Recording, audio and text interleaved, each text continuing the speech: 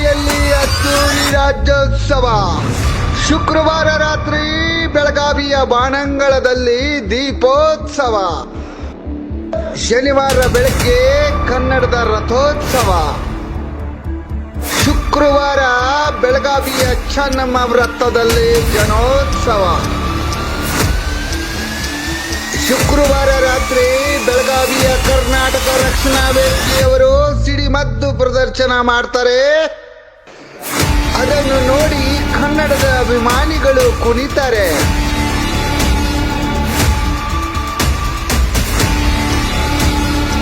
ಹಾಗಾದ್ರೆ ನಾವೆಲ್ಲರೂ ಕೂಡ ಚೆನ್ನಮ್ಮ ವೃತ್ತದಲ್ಲಿ ಶುಕ್ರವಾರ ರಾತ್ರಿ ಸೇರೋಣ, ಕನ್ನಡದ ಉತ್ಸವ ಮಾಡೋಣ. ನೀವು ಬನ್ನಿ, ಬರುವಾಗ ನಿಮ್ಮ ಗೆಳೆಯರನ್ನು, ಕನ್ನಡದ ಅಭಿಮಾನಿಗಳನ್ನು ಕರ್ಕೊಂಡು ಬನ್ನಿ. ಜೈ ಕರ್ನಾಟಕ.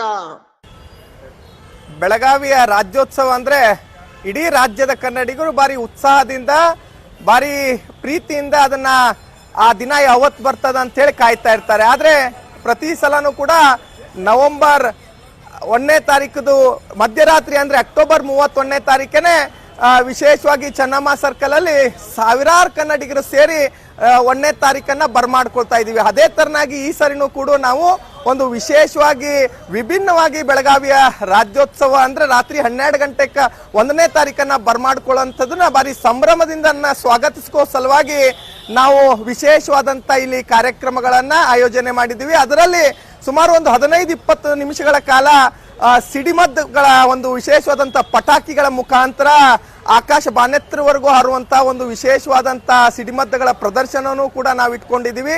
ಹಾಗಾಗಿ ನಾನು ಎಲ್ಲ ಕನ್ನಡಿಗರಲ್ಲಿ ವಿನಂತಿ ಮಾಡ್ಕೋತಾ ಇದ್ದೀನಿ, ನಾಳೆ 31ನೇ ತಾರೀಕು ತಾವೆಲ್ಲರೂ ಕೂಡ ಮಧ್ಯರಾತ್ರಿ ಚೆನ್ನಮ್ಮ ವೃತ್ತಕ್ಕೆ ಬಂದು ಆ ಸಂಭ್ರಮ ಸಡಗರದ ಕ್ಷಣಕ್ಕೆ ನೀವೆಲ್ಲರೂ ಕೂಡ ಭಾಗಿಯಾಗಬೇಕು. 1ನೇ ತಾರೀಕು ಕರ್ನಾಟಕ ರಾಜ್ಯೋತ್ಸವನ ಭಾರಿ ಪ್ರೀತಿಯಿಂದ, ಹರ್ಷದಿಂದ ಅದನ್ನ ಸ್ವಾಗತಿಸೋ ಮಾಡ್ಕೊಳಕ್ಕೆ ನೀವೆಲ್ಲರೂ ಕೂಡ ಕಾರಣೀಭೂತರಾಗಬೇಕು ಅಂತ ಹೇಳಿ ತಮ್ಮಲ್ಲಿ ವಿನಂತಿಯನ್ನ ಮಾಡ್ಕೋತಾ ಇದ್ದೀನಿ.